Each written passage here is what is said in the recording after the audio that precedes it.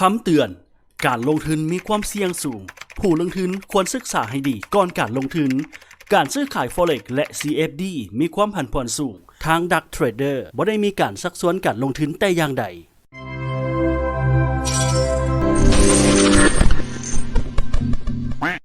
สบายดีต้อนรับเข้าสู่ Trader Podcast นะสำหรับ Podcast ในมื้อนี้เราจะมาเว้าถึง Day Trader จากทุน 1,000 เหรียญสู่กำไร5ล้านเหรียญใน1ปีนั่นเองสำหรับ Day Trade จากทุน 1,000 เหรียญสู่กำไร5ล้านเหรียญภายใน1ปีก็คือ Cameron นะเทรดเดอร์ที่เปลี่ยนจากเงิน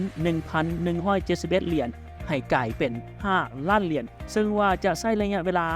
ภายในเวลาน้อยกว่า1ปีนั่นเองซึ่งว่ารายได้ทั้งหมดนั้นได้มาจากการเทรดหุ้นรายวันภายในปี 2020 นั่นเองและกับผลการเทรดนี้ยังได้ถูกยืนยันจากทางสำนักข่าว Business Insider นั่นเองและการเดย์เทรดจากทุน 1,000 เหรียญสู่กำไร5ล้านเหรียญใน1ปีซึ่งว่าในบทความนี้เราจะมาเว้าถึงประวัติความเป็นมาของ Cameron และกลยุทธ์ที่ลาวใช้เทรดให้ประสบความสำเร็จนั่นเองซึ่งว่าอดีตลาวเคยเป็นคนส่งพิซซ่าให้กับโดมิโนเป็นพนักงานอยู่วันนี้ภายใน1ปีครึ่งเฮ็ดเวียก30 ชั่วโมงต่ออาทิตย์และลาวก็ได้ลาออกจากมหาวิทยาลัยมาเป็น CEO ซึ่งว่าเป็นกลุ่มนักเทรดที่ลาวได้ก่อตั้งขึ้นมานั่นแหละก็เป็นคนที่มักชีวิตที่เรียบง่ายและประหยัดนั่นเองปัจจุบันอายุเพียงแต่28ปีเท่านั้นเทรด3บัญชีภายใน1ปีและสร้างกำไรได้5ล้านดอลลาร์นั่นเองซึ่งว่าเมื่อปี2020 Cameron โด่งดังจากข่าวที่ว่าลาวนั้นสามารถปั้นพอร์ตการลงทุนของตัวเองนี้จากเงินเพียงแต่ 1,171 ดอลลาร์เท่านั้นให้กลายเป็นเงิน5ล้านดอลลาร์ได้ในเวลาบ่ถึงปีนั่นเองในเวลาเพียงแต่265มื้อหรือประมาณ8เดือนครึ่งเท่านั้นอีกทั้งผลการเทรดนี้ยังได้รับการการันตีจากสำนักข่าว Business Insider เพราะว่าทาง Business Insider นี่ได้มีการตรวจสอบข้อเท็จจริงจากในรายการเซ็นบัญชีตั้งแต่เดือนพฤศจิกายนปี 2019 จนถึงสิ้นปีและเอกสารเสียภาษีของปี 2020หรือที่เอิ้นว่าแบบฟอร์ม 1099-B นั่นเองและในระยะเวลาตลอดทั้งปีที่ Cameron เทรดนั้นลาวได้ไลฟ์ลงสื่อโซเชียลมีเดียเกี่ยวกับการเทรดและหลายๆรายการที่ลาวสามารถเฮ็ดกำไรได้ประมาณ 50,000 เหรียญขึ้นไปทางสำนักข่าว Business Insider นี่ก็ได้ตรวจสอบละเอียดเลยจนถึงการเคลื่อนไหวของราคาในระยะนั้นกับตำแหน่งกำไรขาดทุนในแต่ละมือของ Cameron ทุกอย่างล้วนแล้วแต่เป็นความจริงนั่นเองและข้อมูลก็คือเอกสารกับการไล่สดรวมน้ำการสามารถการันตีได้ว่าภายใน1ปีนั้น Cameron ได้รับผลกำไรทั้งหมดสูงถึง5ล้านดอลลาร์จากการเทรดเพียงแต่3บัญชีเท่านั้นและเรามาฮู้จักเรื่องราวส่วนตัวของ Cameron กันซึ่งว่าลาวนี่เป็นลูกที่ถูกรับมาเลี้ยงโดยพ่อแม่บุญธรรมนั่นเองตอนที่ลาวย้ายมาอยู่ทำอิฐนั้น Cameron ก็เฮียนอย่างจากนั้นพ่อแม่บุญธรรมอย่าห่างกันและ Cameron นี่ก็อาศัยอยู่กับแม่นั่นเองเรียนจบมัธยมปลายด้วยเกรด 3 GPA ซึ่งว่าน้อยหลายและนิสัยที่เด่นๆเลยของ Cameron นิสัยส่วนตัวของ Cameron นี่เป็นคนที่มักใช้จ่ายอย่างประหยัดใช้จ่ายอย่างมีเหตุผลจนหมู่เพื่อนหลายๆคนบอกแล้วว่าเป็นอย่างคือบ่ใช้เงินแน่แต่แท้ๆแล้วการที่เป็นคนประหยัดนี่มันก็ช่วยได้หลายในการเทรดแต่ละเทื่อมันเฮ็ดให้คิดและก็วิเคราะห์อย่างรอบคอบก่อนเข้าซื้อหุ้นในแต่ละตัวนั่นเองซึ่งว่าจุดเริ่มต้นของการเทรดของ Cameron นี่ตอนนั้นเพิ่นก็ได้เรียนอยู่ที่มัธยมปลายและก็ได้มารู้จักกับการเทรดหมู่คนหนึ่งที่มีชื่อว่าเจคนั้นได้แนะนำแอป Robinhood มาให้กับลาวและก็บอกว่าฟรีบ่มีค่าคอมมิชชั่นเมื่อได้ยินคำว่าฟรีของคนที่ประหยัดเงินอย่าง Cameron นี่ก็บ่ปฏิเสธที่จะลองอีกอย่างใหม่ๆอีกทั้งมันยังสามารถสร้างเงินให้กับลาวได้อีกและนี่จึงถือว่าเป็นจุดเริ่มต้นของการเทรดของ Cameron นั่นเอง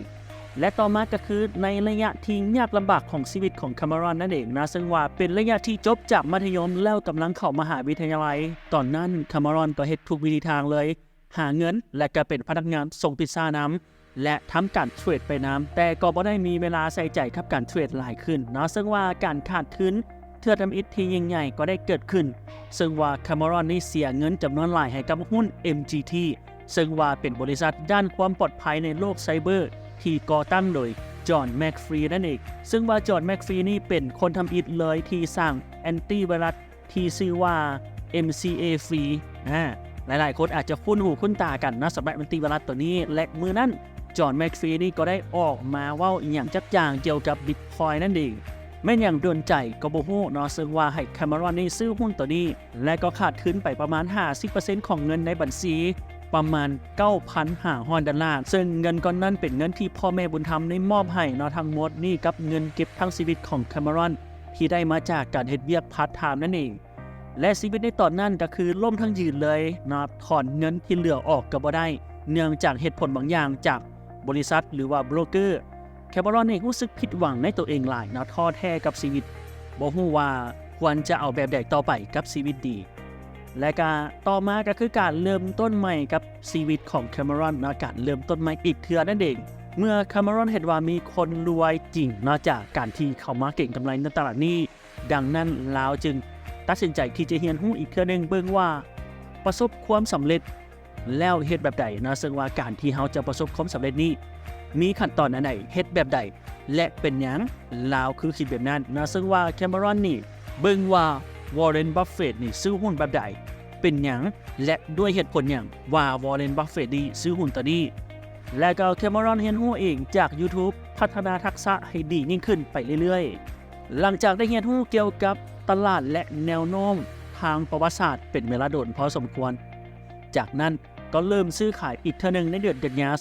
2019 แคมารอนบอกกับทาง Business Insider ว่าลาวฝากเงินประมาณ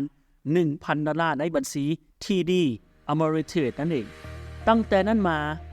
S&P 500ได้ผ่านช่วงเวลาที่ผันผวนเป็นประวัติการนั้นรายการตลอดจนการพังทลายและการฟื้นตัวที่ไวที่สุดเท่าที่เคยมีมานักลงทุนที่ซื้อและกระถือซึ่งใส่เงิน $1,000 ในกองทุนดัชนี S&P 500จะได้รับ 38% หรือ$380ตั้งแต่นั้นมาและแคมารอนก็คือหนึ่งในนั้นรับมือกับความรู้สึกทั้งจากการขาดทุนแบบใดจดจ่อกับอนาคตโฟกัสกับความก้าวหน้าของตัวเองและกับบ่เปรียบเทียบตนเองกับคนอื่นว่าคนอื่นนี่เป็นอย่างคือเทรดได้เก่งแท้เป็นอย่างคนอื่นคือรวยแท้จากการเทรดนะสักว่านอกจากนี้ความมักส่วนตัวของแคมารอนก็คือมักสะสมไว้มักสะสมมองมักใช้ชีวิตแบบพอเพียงนั่นเองและนี่ก็คือ5กลยุทธ์ในการเทรดหุ้นของแคมารอนนะหนึ่งเลยการเทรดแบบโมเมนตัมแคมารอนใช้กลยุทธ์ที่เอิ้นว่าช็อตโดยลาวจะให้ความสำคัญกับจิตวิทยาในการเทรดหรือคาดการณ์วิธีที่เทรดเดอร์รายอื่นๆอาจตอบสนองต่อความผันผวนของตลาดหลายกว่าการศึกษาข้อมูลของบริษัท2ก็คือซื้อในระยะขาลงแคมารอนจะมองหาหุ้นที่มีความผันผวนและก็ซื้อในระยะขาลงนั่นเองเพราะว่าลาวคาดว่าราคาจะพลิกกลับในภายหลังแต่ว่าลาวนี่จะเทรดหุ้นด้วยวิธีนี้เพียงแต่ระยะเวลาสั้นๆเท่านั้นคือประมาณ3ชั่วโมงหา3มื้อและก็นอกจากนี้ก็คือวิเคราะห์หุ้นอย่างละเอียดยกตัวอย่างจากราคาหุ้นที่สูงขึ้น 300% ขึ้นไปใน1-2 ชั่วโมงแคมารอนจะหาหุ้นตัวอื่นที่ละเอียดเกี่ยวข้องกับหุ้นตัวนี้อีกนั้นซึ่งมักจะเป็นหุ้นของบริษัทที่ผลิตภัณฑ์เดียวกันหรือให้บริการคล้ายคลึงกันจากนั้นก็กันต่องหุ้นหรือว่าเลือกหุ้นแต่ละตัวว่าหุ้นตัวใดราคาที่ต่ำที่สุดโดยทั่วไปแล้วหุ้นที่ถูกกว่าก็คือหุ้นที่สามารถเห็นกำไรได้หลายที่สุดนะแล้วก็พยายามบ่เทรดข้ามคืนและก็นอกจากนี้แต่ในบางเทื่อก็ถึงหุ้นระยะยาวอีกน้ำแคมารอนให้ความสนใจเกี่ยวกับพวกหุ้นที่มาแฮงที่ผู้คนกำลังเว้าถึงทั้งหมดไปถึงหุ้นบางตัวที่อาจจะเป็นที่นิยมในหมู่นักลงทุนรายย่อยที่เทรดด้วยเงินปริมาณที่หลายนั่นแหละก็ถ้าหากว่าลาวอ่านพบข่าวเชิงบวกเกี่ยวกับบริษัทของหุ้นตัวนั้นลาวก็จะถือหุ้นตัวนั้นในระยะที่ยาวนานนั่นเองนั่นนี่ก็เป็นเรื่องราวเกี่ยวกับเทรดเดอร์ที่ประสบความสำเร็จที่อายุน้อยที่สุดเลยนะจากทางพอดแคสต์เทรดเดอร์ที่เรานำมาเล่ามาเว้าสู่กันฟังในคลิปนี้หวังว่าคลิปนี้จะเป็นแรงบันดาลใจให้กับหลายคนและถ้าติดตามในคลิปต่อไปสบายดี